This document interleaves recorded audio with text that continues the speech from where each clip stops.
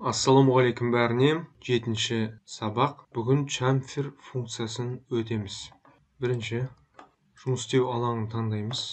Мысалы, мынандай бір тіктөртбұрыш салсақ, содан кейін бұл тіктөртбұрышты өсірсек, дейілік 20-ға.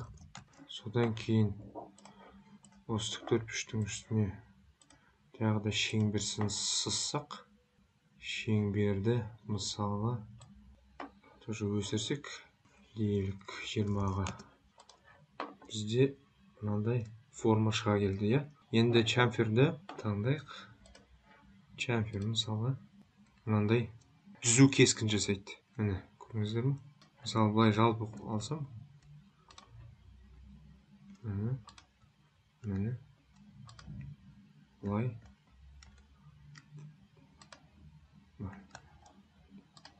Түзу кескін жасалды. Чамфердің біреуін алып тастайық. Мысалы, чамферді алып тастайық. Содан кейін оның орнына филетті жасап көрейік. Филет пен чамфердің айырмашылығы. Филет майысып келеді. Міне бұлай майысып тұрып келеді. Чамфер болса түзу кесіледі. Тағы да айтатын нәрсе, жұмыс істеу алаңдары сіздерге кедергі жасайтын болса, оны бүйтіп көрсетпей тастауға болады.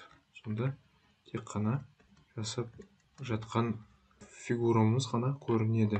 Осымен сабақ тәмам. Сау болыңыздар.